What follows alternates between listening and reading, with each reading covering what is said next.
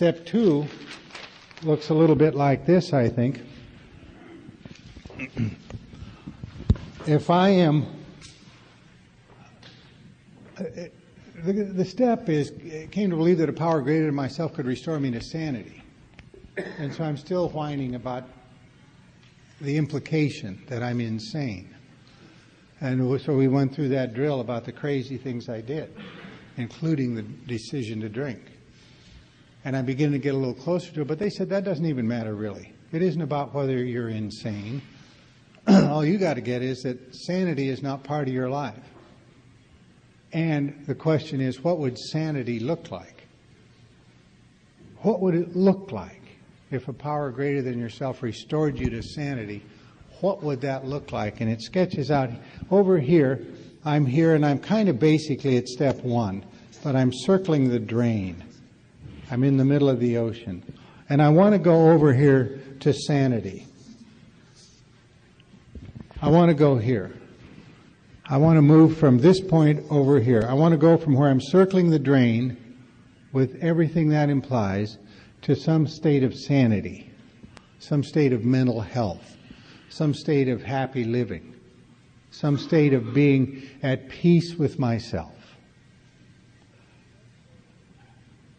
Can I get there from here? Is not a bad place to start. And the answer is I've only been trying since I was about 5 years old, and I'm still circling the drain. That gives you a little clue right there as how it's going to go. No, I can't do that. I cannot take myself to sanity. So there's got to be a power greater than me that'll take me beyond this point. That's the whole deal. And the entire concept is caught up in a chapter called We Agnostics, which I never read because I'm not an agnostic, and why bother? It might as well have been We Ethiopians or some crap like that, you know. Next.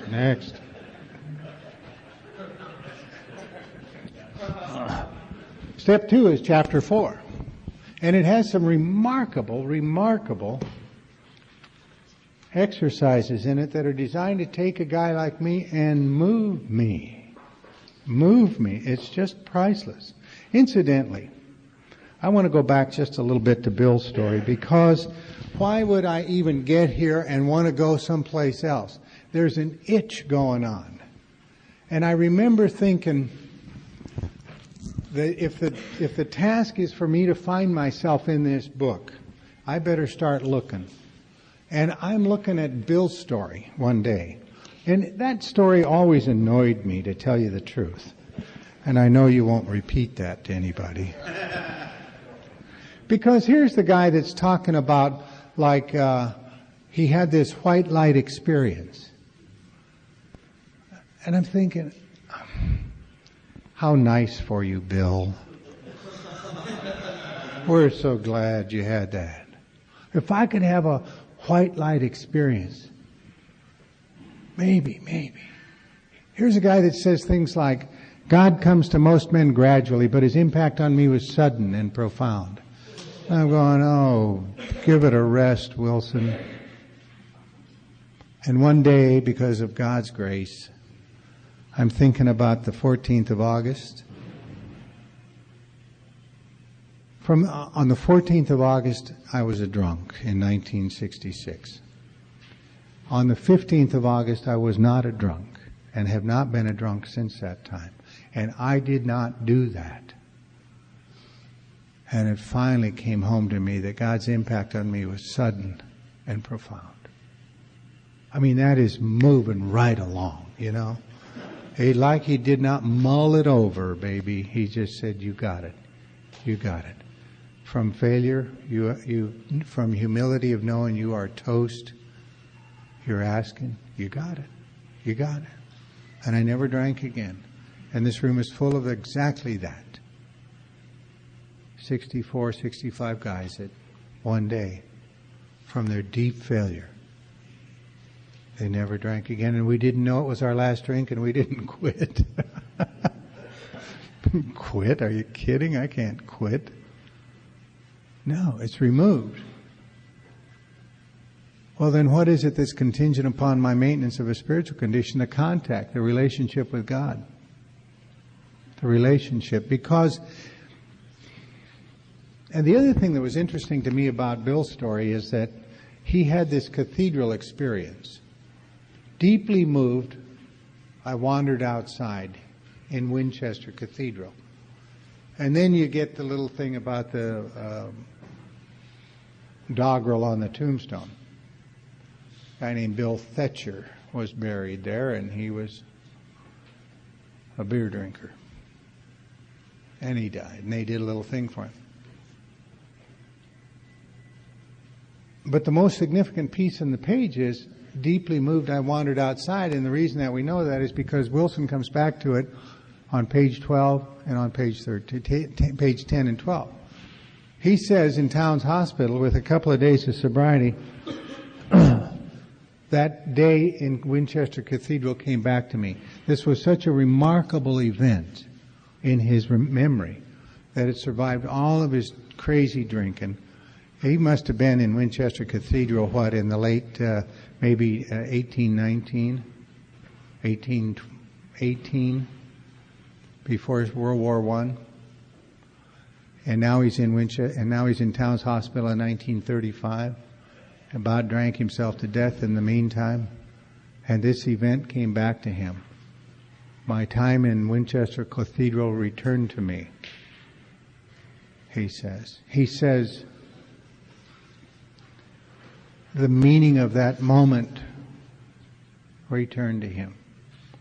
And he describes it this way in the book. He says, for a brief moment I had needed and wanted God and was humbly willing to have Him with me, and He came.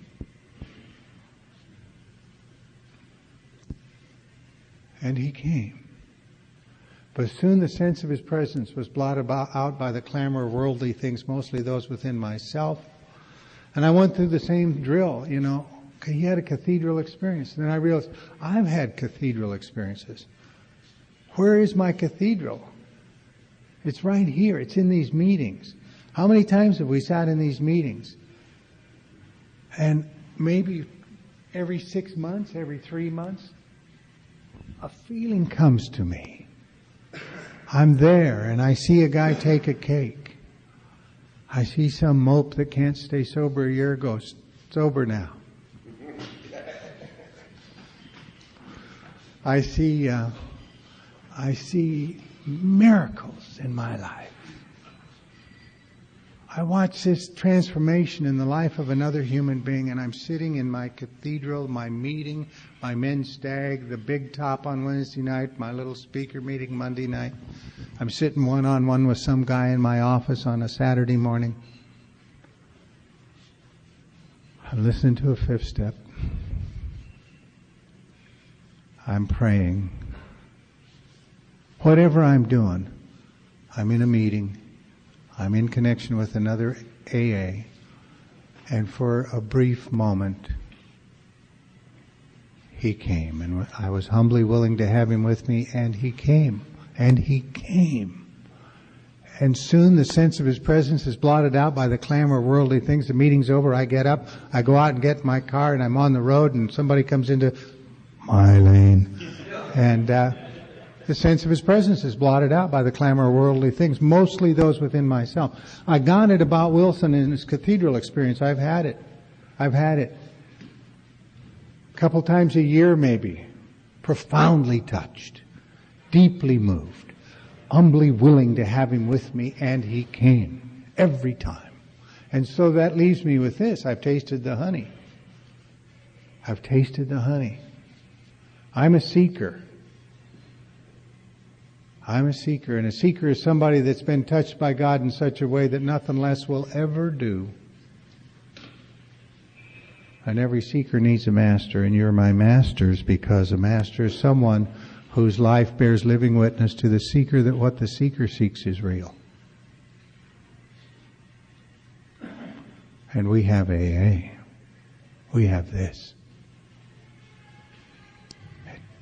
Designed by a remarkably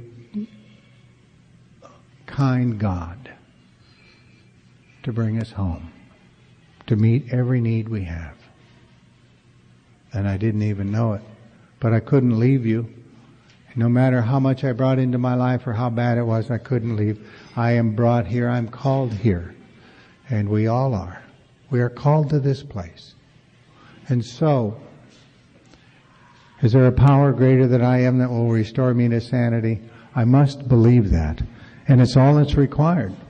There's another thing that's required, and that is that I be willing to go to any lengths. And I could say, yes, I'm willing.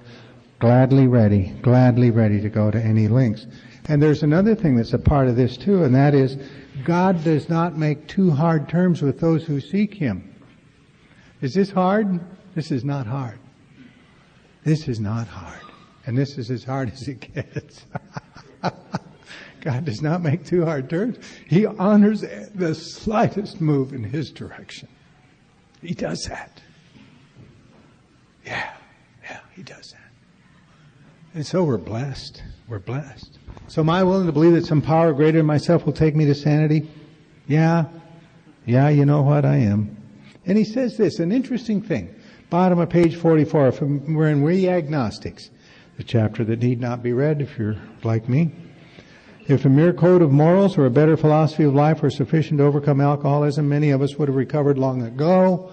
And they said, shift it just a little bit. What if it said, if the mere awareness of the AA principles or a better recovery program were sufficient to overcome alcoholism, many of us would have recovered long ago. Oh, I'd been aware of those AA principles. You bet, I've talked about them.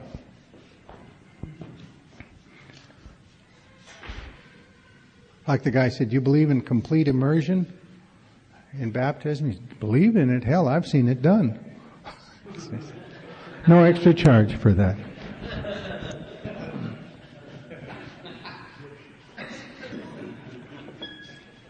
I was in the best recovery program I knew about, in the middle of the Pacific Group in Southern California. Big top, lots of people.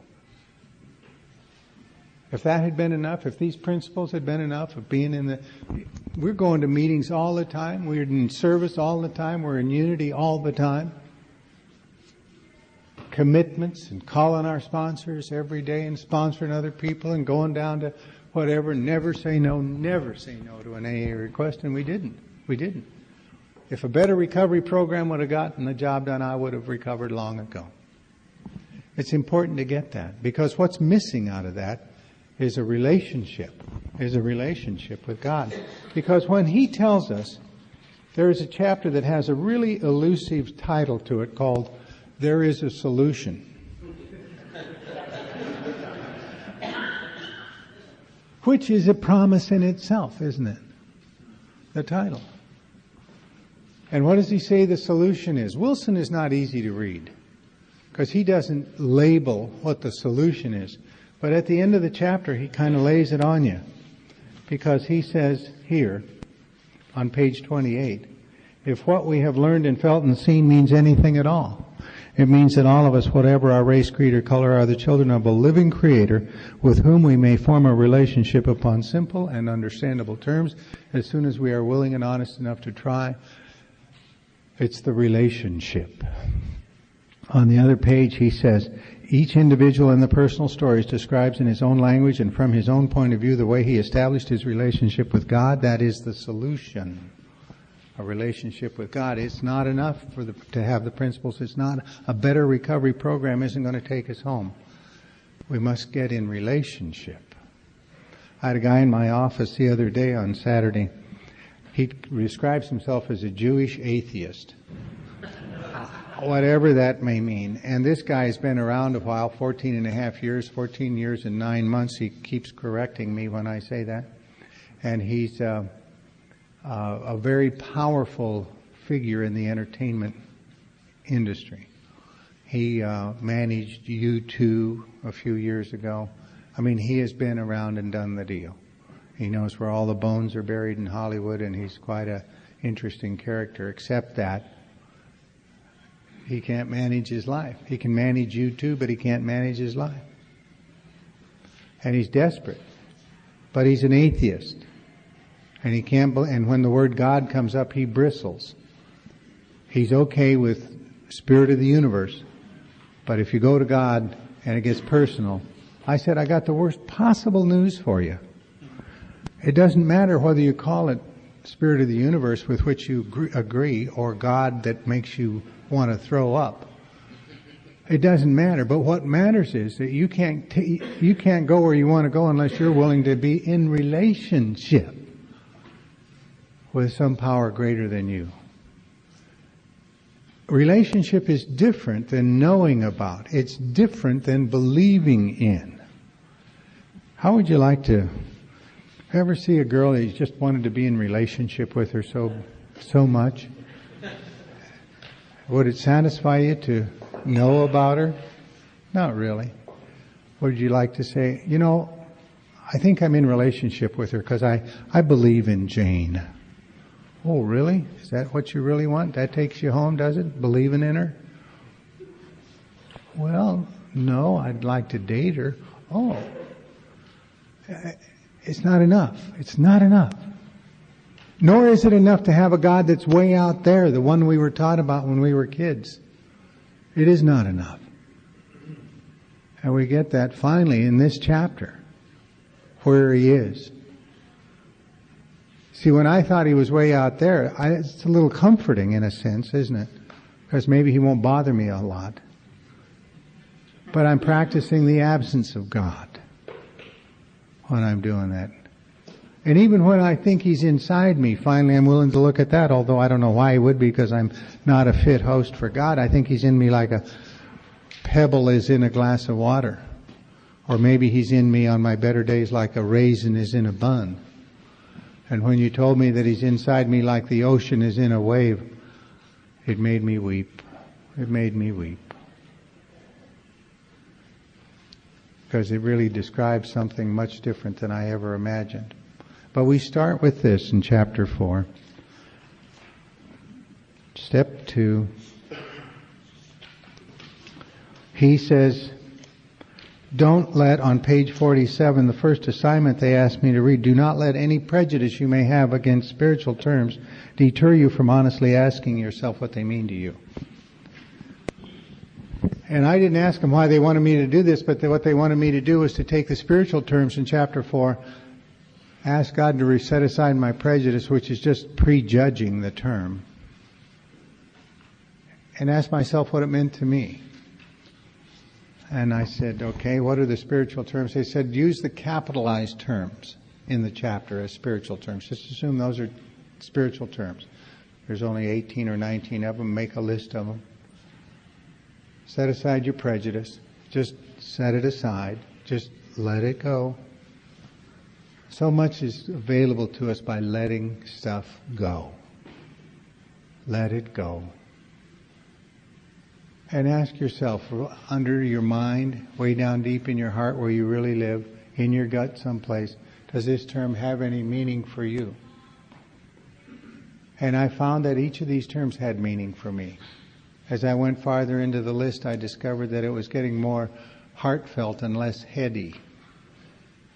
And I came back to Him with my list. And we got a little deeper on some of the stuff that I was heady about. I mean, what does a supreme being mean to me? That's the ultimate in power. But it's a discrete entity, a being. What is the realm of spirit?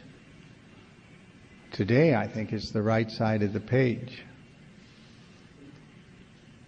But that's it. The place, the realm means reality. Realty. It's this place where God is. Where God is. Power, we know what that. All-powerful, guiding, creative intelligence. What is that?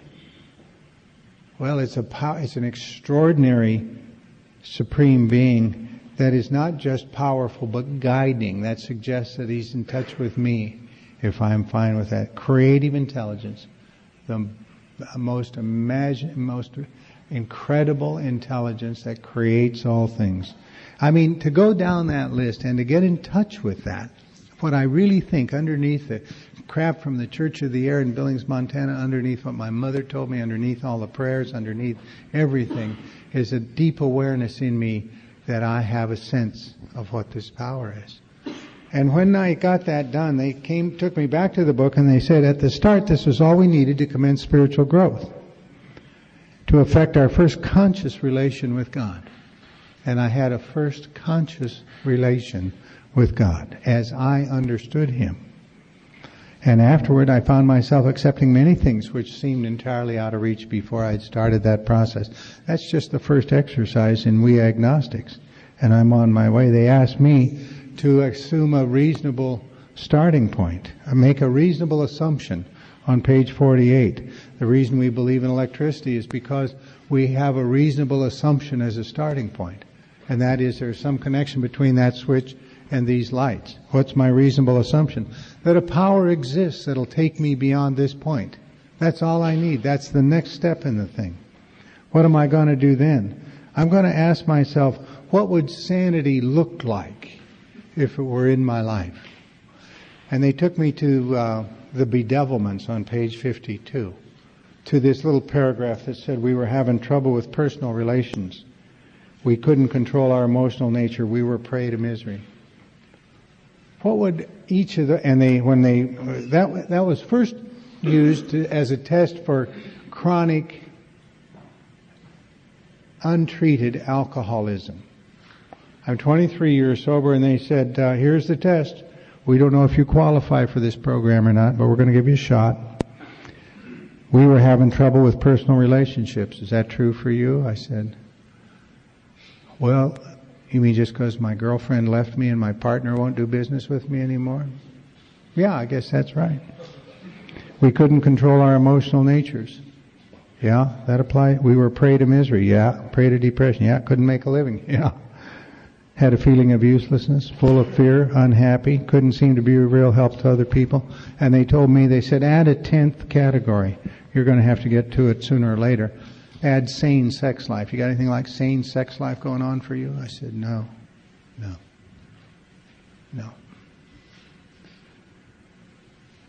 I just knew it. Because when there's sexual tension, I just don't really act well. And so I had to look and see, what would sanity look like in this little area? We were having trouble with personal relationships. What would that look like if God removed the problem? Well, I guess those relationships would be loving, wouldn't they? I guess there would be fidelity involved. I guess there would be real respect. I guess I would, if I said, what would sanity look like in this area where I can't control my emotional nature? What would that look like? I'd be safe to be around. See, it's my expression of anger that shames me because it's so inappropriate. Is it about not ever being angry again? No. Is it about expressing it cleanly and appropriately? Yes. It's that. It's that. Is it about, what about, we were a prey to misery, a victim to misery. What would sanity look like? I'd have an ongoing sense of well-being. What about depression? I think the opposite of depression is expression. I would say it. I wouldn't just jam it down. I would say it. I wouldn't just jam it down. That's what sanity would look like, just in that area. This is not rocket science. We couldn't make a living. What would that look like, that area in my life with sanity in it? Well, I guess, number one, I would have abundance in my life. I would share it with others. It would come in easily. My creditors would be real happy with me. That. Had a feeling of uselessness. I would be useful and I would be aware of it. Full of fear. I would be full of love. We were unhappy. I would be happy. Couldn't seem to be a real help to other people. I would be useful to other people. Sane sex life. I would have relationships that really were respectful and mutually satisfying. And had fidelity and commitment. And keep my agreements. I mean, it's not a mystery. If you write down the 20 craziest things you ever did, just look at how it really you wanted it to go. And it gives you another shot at it. One of the craziest things I ever did, I slapped a child.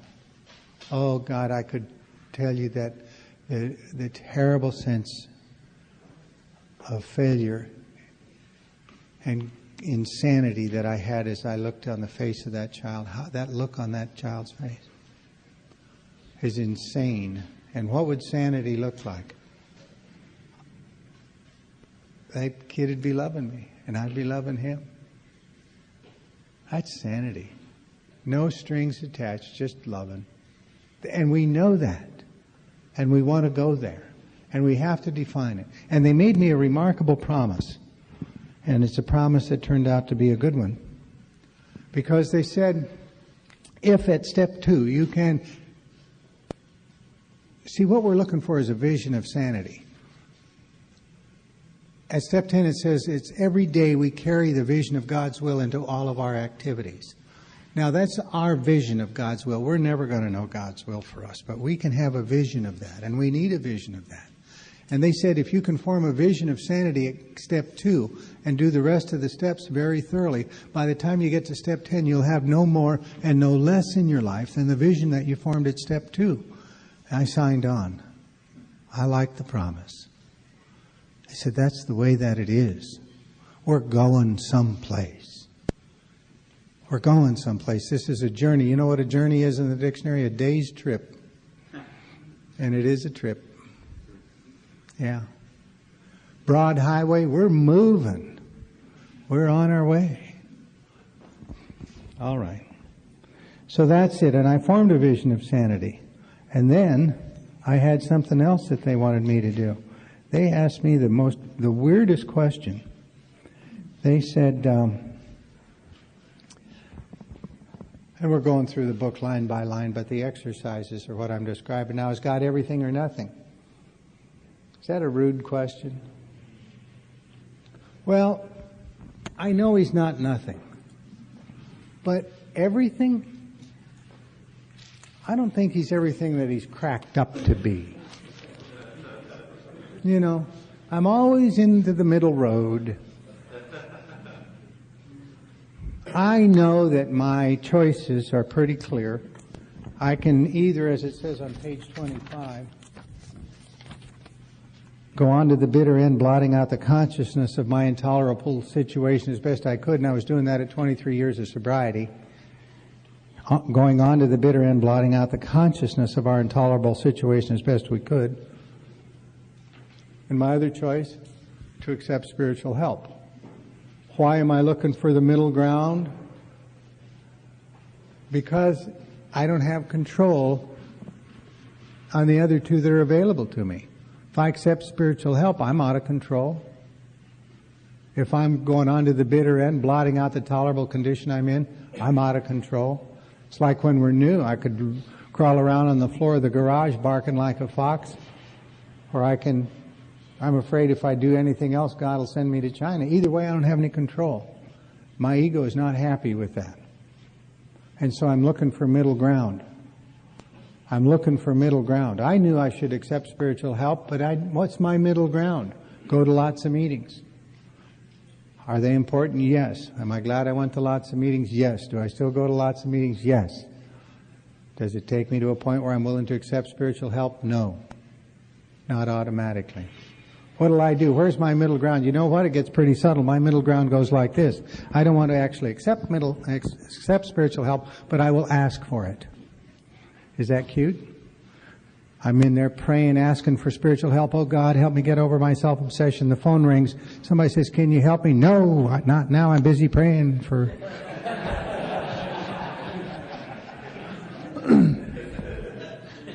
Take the middle ground. Take the middle ground. It's perfect. So the middle ground is God, everything or nothing. And I said, I'm just stuck. I just can't get past that question. And these guys were kind, and they knew I'd had a college education, so they took special care of me. Here's how it goes. Here's the question. What 5 things will you not give up for a better relationship with God? Is that rude? Well, I got 5 things. let's say, let's start here with sex. Let's start here with control. Let's start here with greed. That old greed and groin combination, always a favorite of mine. Sounds like a restaurant, doesn't it? Let's go down to the greed and groin and have a steak. Here's one I like. One of my favorites is anger. Here's another one I'm happy with, rage. Why? Keeps them away. It gives me the illusion of control. Here's another one I like is career. And my all-time personal favorite is image. In those days, each of those were 2, 4, 6, 7. I think I had about 7 on my list. Each of these things was more important to me than a better relationship with God. Isn't that great? Isn't that wonderful? Down here, I'll put B, R, W, G. Better relationship with God was at the bottom of this list. And if you go home and you take a look at this, you come up with your own list, whatever it is. But now at least we know the answer to the question. Is God everything or nothing? Neither one. This is everything. And God's at the bottom of the list of everything. Number 8 on a list of 8. You got to know where you're playing with this. And yet we're fighting the wisdom of the ages. Remember when he said, "Thou shalt have no other gods before me"? There they are. He came down from the mountaintop with those tablets, and he said, "I got good news and I got bad news." Moses said that. And he said, "Well, what's the good news?" He said, "Well, I got him down to 10.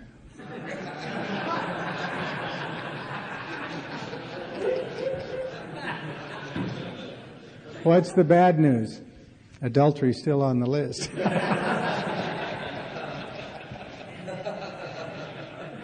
There's no extra charge for this.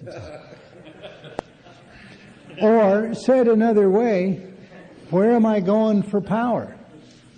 I'm going here. This is my power. My attempt to get power comes from sex or control or greed or anger, rage, my career, my image. So now I'm getting a little whack at the answer. This is how I've been playing it.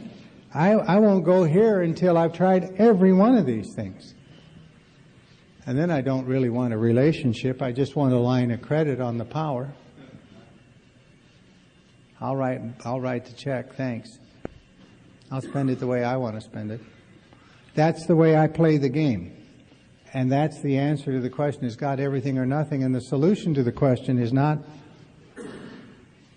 anything less than having a better relationship with God, the most important thing in my life. More important than any of these things. Does it mean it's time for all these things to leave my life? No. No, no, no, no, no. I don't want my career to go out of my life. I don't want sex to go out of my life. Sometimes anger can be useful. I don't want those things out of my life, any of them. They don't have to go out of my life. But they better be less important than a better relationship with God, or I don't dare take that third step prayer, because when I say, relieve me of the bondage of self, that's the bondage of self. That's it. That's it. And so, the technique they gave me was very easy. You look at this list at night, you ask God to take you to a place where you're gladly ready to have these items less important to you than a better relationship with God. And you look at the list in the morning and to see if you can draw a line through any of these things.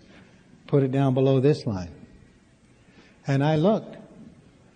And the first thing I was willing to say is less important was rage. I don't remember what order they came in, but it was within 2 weeks. Everything was down below the line, or said another way. A better relationship with God was at the top. And we're still in step 2.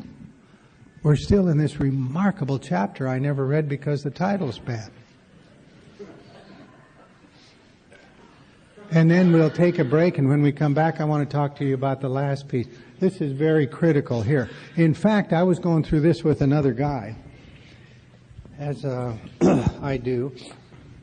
And Jim was writing his list, and I decided I would write my list again. And I discovered the damnedest thing, and this was about 4 months ago. I discovered there is something that's more important to me than a better relationship with God. That day I was writing that list, and that is my reputation as being really good with taking people through the steps. And once I put a virtue on it, I'm just dead meat. You know. And I had to go through this process again. It just sneaks in there. But once you kind of wake up a little bit,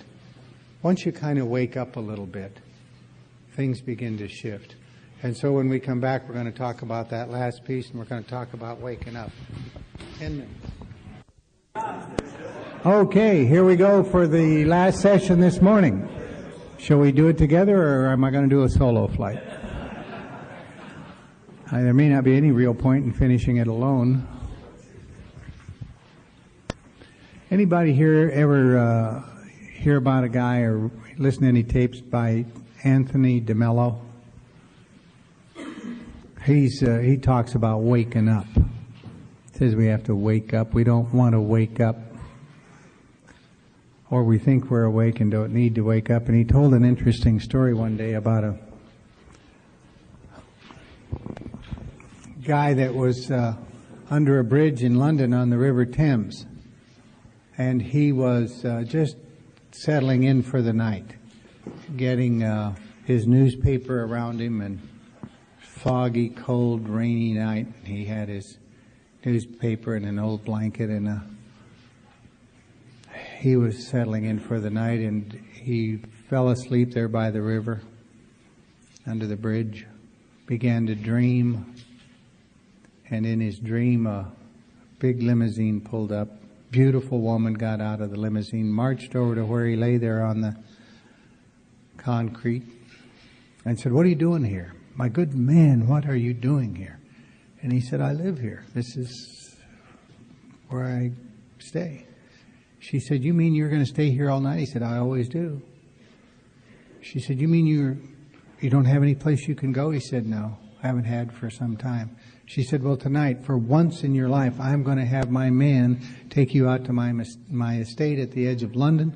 You're going to get clean clothing. You're going to get a bed. You're going to get warm food. You're going to get a shave and a shower.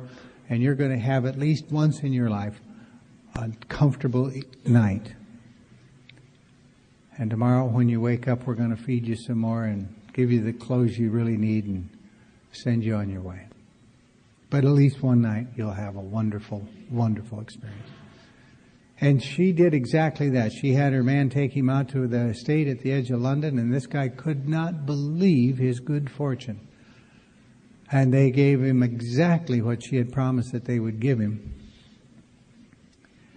and put him into a clean bed in a nice little room, not like this room that Gary and I have with the jacuzzi and everything in it, but it was a nice room.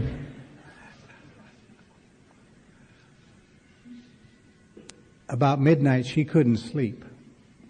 Beautiful woman. And she got up and put on a little wrap, a little silk wrap, and started walking around this large estate of hers, and ultimately walked down the servant's wing, and saw a light coming under the door, and she knew he was in that room. And she knocked on the door. And he said, "Come in." And she opened the door, and he's laying in bed, and she said, "How you doing?" And he said, "Oh my God, I'm doing wonderful. I'm just really doing beautifully." And she said, "Did you get some food?" He said, "Yes, they gave me marvelous food." "I see you got a shave and a shower." He said, "Yes, I did." "You got some clean clothes for tomorrow?" "Yeah, they fixed me up. They did exactly and now I have this wonderful warm bed." And she said, "Well, I was a little restless, and I woke up, and I wondered, would you like some company tonight?" And he said, "Yes." "Yeah." She stepped into the room and closed the door behind her, this gorgeous lady, and started to take a few steps over to the bed that he was in. And he moved over to make room for her on the bed. And when he moved over, he fell into the River Thames.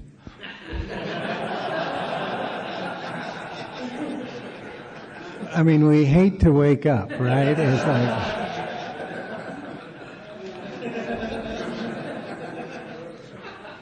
we really don't want to wake up.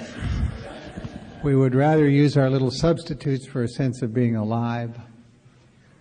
And we don't want to really get this business about whether God is everything or nothing. We don't really believe we have other things first, or that we can possibly rearrange that it's really safe. The question that comes to every one of us, is what will happen to me if I leap into the abyss? And right underneath that question is, what will happen to me if I don't leap into the abyss? We think that leap is so unsafe. We were laughing the other day because somebody had reported some testing they did during the Vietnam War about airborne troops, green troops that were in combat zones, and airborne troops and seasoned troops were tested. And they were tested by putting electrodes on them as they were on their way to the drop zone. These guys would be operating autonomically at a certain level with their heartbeat and their respiration and their pulse and their temperature, blood pressure, all that stuff. And they'd be sitting there with their rifle between their knees, and then the jump master gets everybody on their feet, and everybody's autonomic nervous system responses increase. Blood pressure goes up, pulse goes up. Boom, boom, boom. Then they turn toward the door, and then they begin to shuffle toward the door, and they hook that static line to the overhead line, and they begin to boom, boom, boom, boom. And everything is going up. And by the time they get to the door and the jump master pops them on the headgear and they go out the door, they are amped up really good. And all the way down. The seasoned troops had a completely different reaction to it. The new troops felt that it was dangerous to go out that door. The seasoned troops didn't change much at all. You know, when their autonomic nervous system impulses began to speed up was when they were very close to the ground, because they knew the jump is safe. It's that stop that'll get you into trouble if anything does. But the green troops didn't know that. The new guys didn't know that. And we're in the same position. People that have made the leap know the leap is safe, that it's a groundless leap, that our fears are groundless. But the interesting thing about this program is that it never asks us for blind faith. Never asks us for blind faith. It asks us for belief and it asks us for faith, but we know those. We have that inside us. Look that word belief up in the dictionary. It means an expectancy. That's all. And we had belief in booze, didn't we? Second, third, fourth time out, we have a belief in it. We expect it to do something for us, and it does until it doesn't. But we also have faith. Faith is a confident trust born of experience. A confident trust born of experience. Did you ever buy a bottle and you couldn't drink it right then, and you locked it in the glove compartment and you felt better? That's faith. I remember going into the University of Oregon student health center. They give you a prescription of Dexamil. Didn't ask any question. Boom, here you are. And it's just a piece of paper, and I put it in my pocket, and that's better. That's better. Hi, let me open that door for you. Hello. You're so gracious, you know. That's faith. That's faith. We have that. But we've always had faith in what? Our mind, our stuff, our anger. I have faith in my rage. I have faith in sex, control, greed. Why? Because I get an illusion of power out of all of these things. I believe in this stuff. I have an expectancy about it. It isn't mysterious. But we come equipped with these things. And so the leap, we've made the leap many times. In many arenas. This is not new. I think drinking is I think alcoholic, knee walking, snot flying drunk is such good training for AA. You got to get totally involved in it. It's a day at a time. Takes you places you cannot go any other way. It's perfect training. And yet we kind of back away from this one because we want to explore all these other things first, and we can do that. We can do that. It doesn't take us where we want to go, but there it is.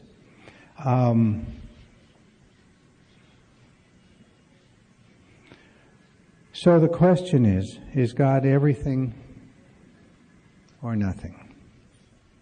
And we want to get to a point where we can say there's nothing in my life that's more important to me than a better relationship with God. We want to get to a point where we can say, that's where I'll go first for my power. Now, do I go there first for my power? Not every time. Not every time. No. Do I get lustful thoughts and fantasies? Sure. Do I try to go there for power? Sure. Do I go there? Do I get angry and try to go there for power? Not so much. You know what my Achilles tendon, my Achilles heel is lust. I don't know what yours is. Some guys is greed, some guys is control, some guys. But we all have one. We all have one. But on balance, I start out my day, as I told you last night, in wanting to come down a completely different path. For a lot of reasons. One, I'm happier that way. Number two, I love the way my wife smiles at me when she feels secure and served. Did you know that the women that we're with have psychic knowledge about us? We wonder how they know what they know. You come home exactly when you say you're going to come home, but you've been at the wrong place before you got there, and they say, they got a little neuron that fires. We see the color green, the green neuron fires. We go, oh, that's green. We see her, oh, that's Linda. Oh, this neuron. They got a neuron that fires that says, I don't know what's up, but something's up, neuron. That neuron drives us crazy. Or normal, depending on where we are. Now, the last thing, and this is not like you can't sit here and go here. This is, these exercises in chapter 4, the chapter I never read because of the bad title, are exercises that take, you can spend a month one-on-one with another guy getting through there. Is it worth the cab fare? You bet it is. You bet it is.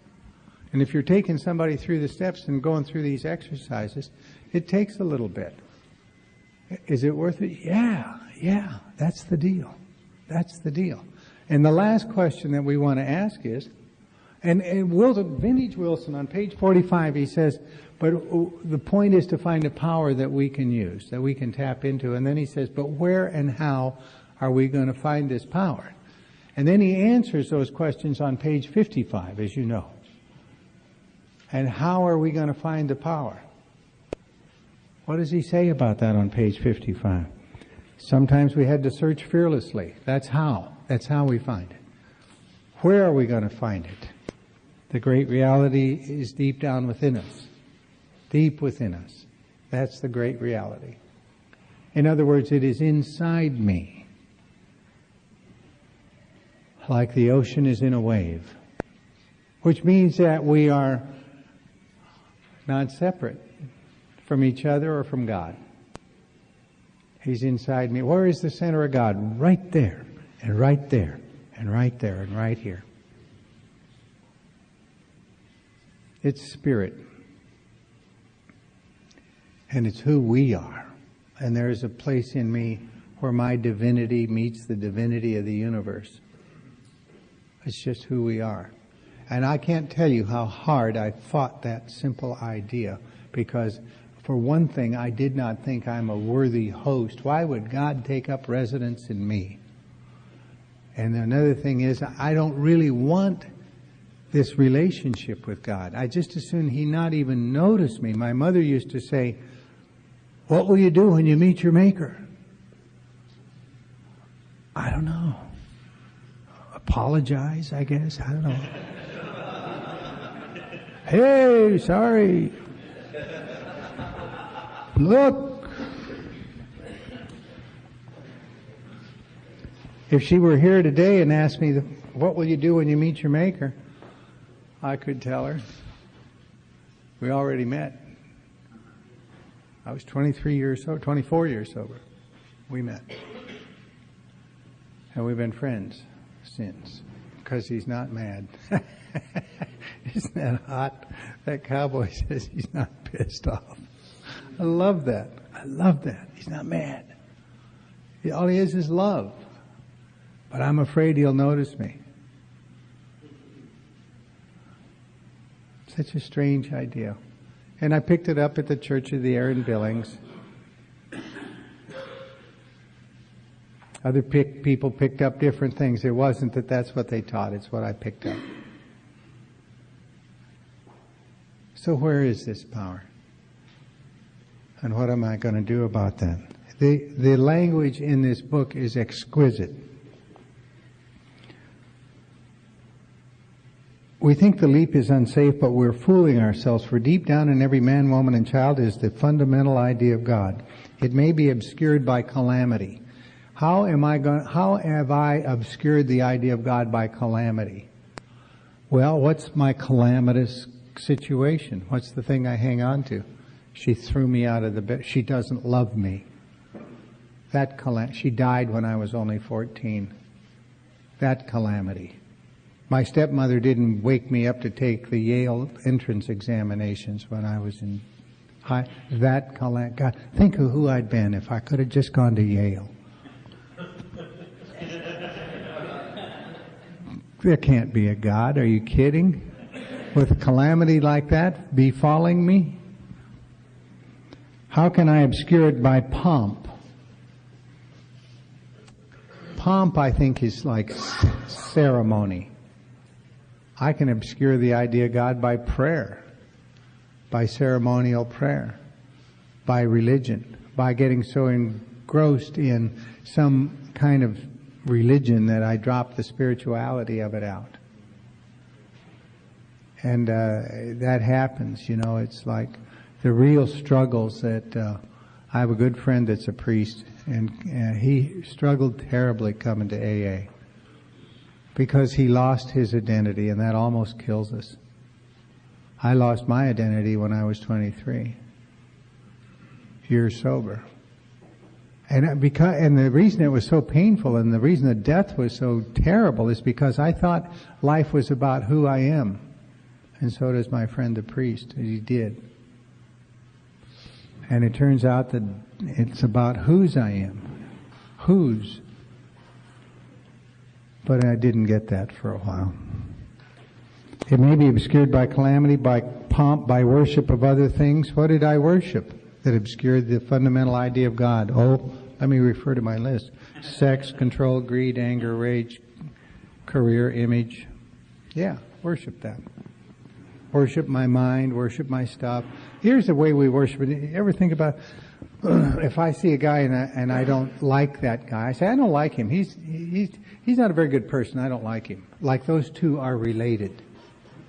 Like my emotions about the guy tells me anything about what kind of a person he is. The two are unrelated, yet I think they're related. I'm worshiping my emotions. Oh, he's a great guy. I really like him. No kidding. You think he's a great guy because you like him? Yeah. Well, I'm worshiping he may be, may not be, but how would my emotions, how would just a couple of neurons firing make a bit of difference about who he is? But I worship my emotions. But this idea of God in every man, woman, and child is in there someplace, for faith in a power greater than ourselves and miraculous demonstrations of that power in human lives are facts as old as man himself. So we saw that faith in some power greater than we are is part of our makeup. We come equipped with belief and faith. We come equipped with that.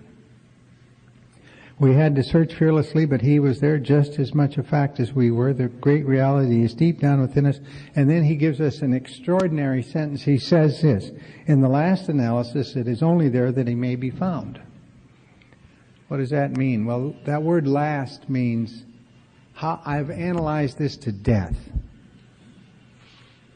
And when I find this power, it is the last analysis. I never analyze it again. Remember before you had that first great love, that first great sex, and we all constantly analyze and wonder what it'll be like, had a lot of questions about, a lot of imaginings.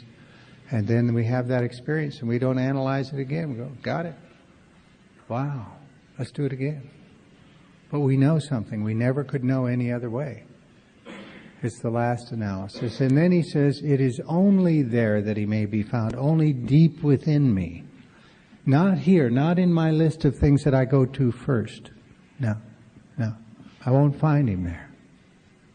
Only there, only deep within me that he may be found.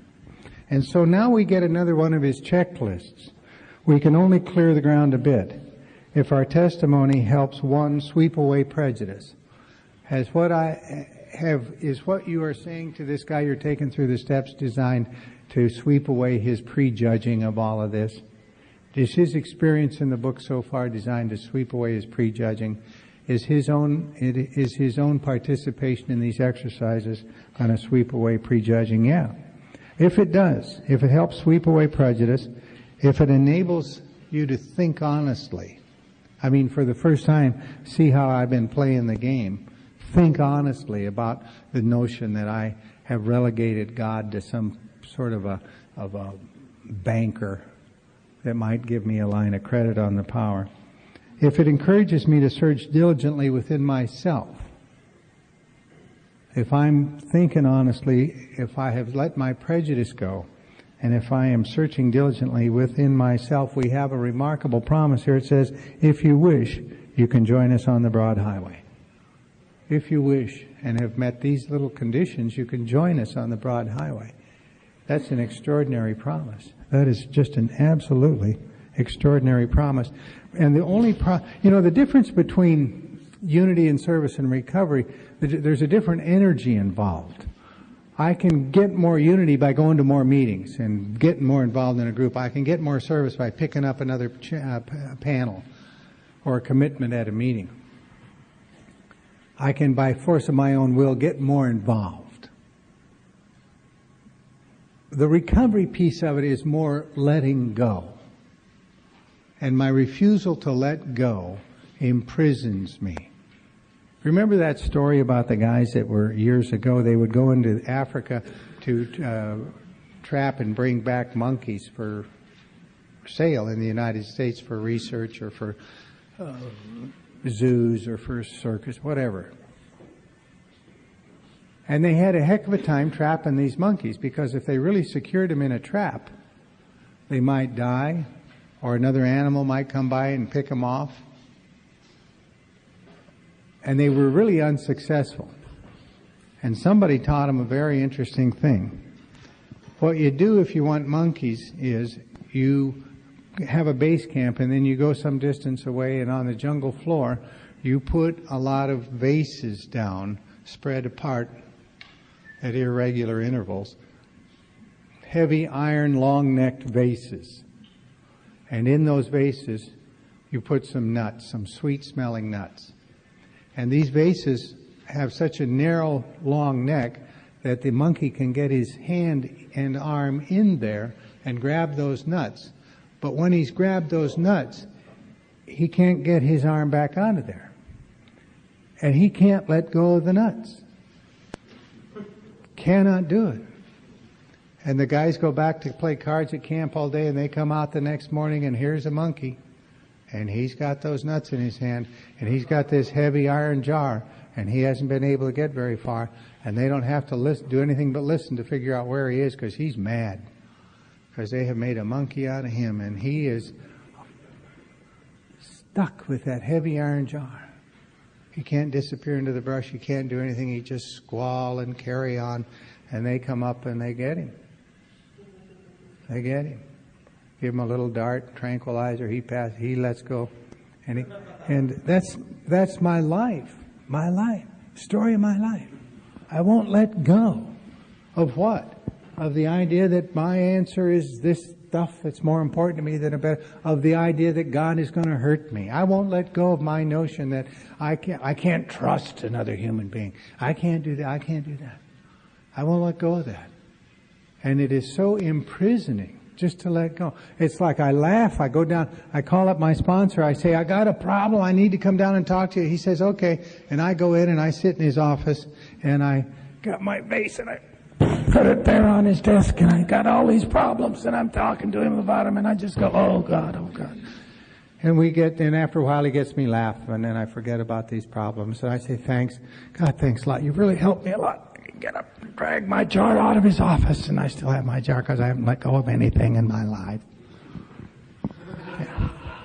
And wonder why nothing ever changes. Because I won't let go. I won't let go. I won't let go. So, we need to let the prejudice go, think honestly, search diligently within ourselves. Then, if we want to, we can join others on the broad highway. The consciousness of your belief is sure to come to you. At the very end of this chapter, and he spends a page talking about a guy that went through this process, but there's a remarkable sentence at the end of chapter 4. It says this, it says, when we drew near to him, he disclosed himself to us. A promise, a flat promise. So let me get this right, God. If I draw near to you, you will disclose yourself to me. I've met all of these conditions. I am willing. I want to do this thing. I want some information, some proof, some evidence that you're in me. That there is the question is there a place inside me where I can go where God is? I want that contact. I really want that contact. Man, I'm 24 years sober, and I'm doing this stuff, and I can't manage my life, and I get that. I really get that.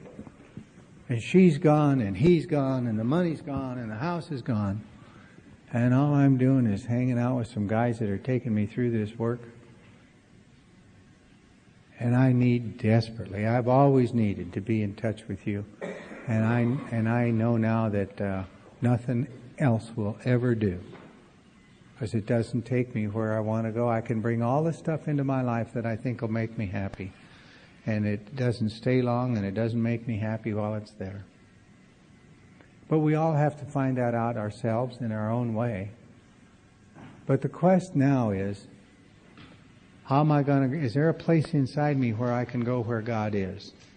Well, anytime we're going inside of ourselves in search of anything, we call that meditation. That's a meditative process. It's not a difficult process. It's not very fancy. It's just that we have to sit in a chair, stack up our spine, get our feet on the floor, and be willing to spend a few minutes inside. We have to be willing to let those thoughts just go through our mind and let them go. We have to be willing to get in touch with our breathing. You know, breathing is kind of an important thing. It's symbolic in a sense. If there's a place inside of me where my divinity meets the divinity of the universe, the corollary with my breathing is that I am inhaling oxygen molecules that have been around since the creation, that have been broken down from carbon dioxide molecules that were exhaled by Abraham Lincoln. And they are used by nature to nourish itself, and then we get that back in the form of oxygen put out by nature. And my breathing is a point of contact between me and the universe.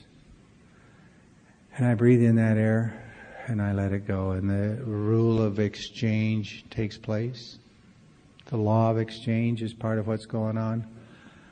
I take it in and I exchange it. I take it in and I exchange it. There is a connection between me and the universe. And we're up here in this beautiful place where we have water and trees all around us, this wonderfully beautiful universe. And there is a universe going on inside of me that reflects that.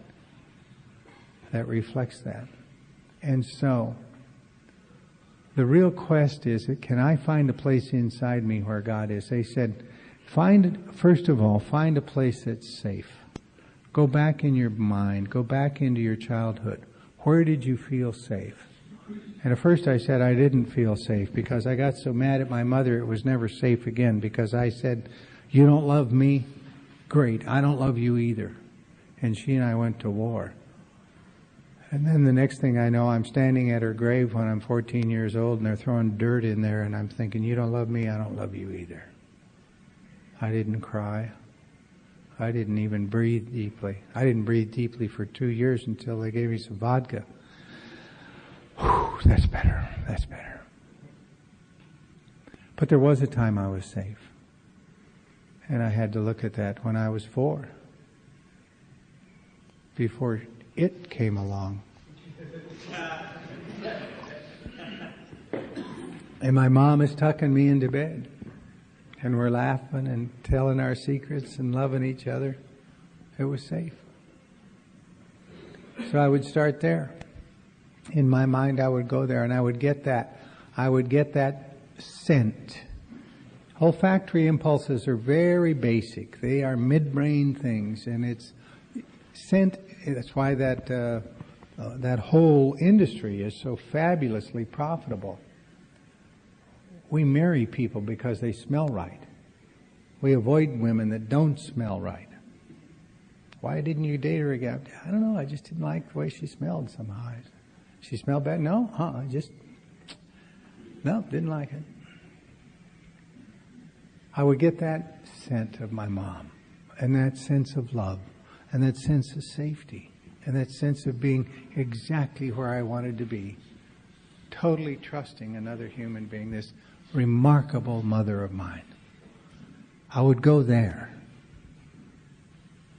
It all changed after that, but there is a place, because you know what? We weren't born the way we became. I don't think that. I don't think so. I think that our earlier upsets created a lot of trouble, just as he says in this step 8 part we read out of the 12 and 12. Go there and be there with my mom. And then it shifted. I would find safety and a sense of safety in which would allow me to relax deeper than I was able to relax. And then the scene shifted to ocean, forest, a floor, and a meadow in a forest, and I would be there, leaning against a huge tree. I was coming back on a flight from the East Coast one Sunday. We had a window seat going into LAX, and I'm thinking about all of this, and I go inside, and suddenly I'm on the ocean floor, and then the most amazing thing happened. A pewter pillar, huge pewter pillar coming out of the ocean floor, and I saw that, and I knew it was me, and I looked to see where's all the scars where the law practice was ripped away and where the relationship was ripped away and it was absolutely smooth, and I knew in an instant that none of that was me. And I keep looking and I keep looking, and I'm down in, weeks went by, and I'm down in San Diego in the middle of a trial. And I'm in the hotel room one morning, and their part of the case is over. Now it's time to put on my part of the case, and which is the easier part, because you know what's going to happen in your part of the case. And during their part of the case, you're kind of like on point all the time, because that evidence is coming in at the speed of sound, and you don't know quite what's coming up next, and you're just really like that. But now it's my part of the case, and I know what's going to happen. So I am more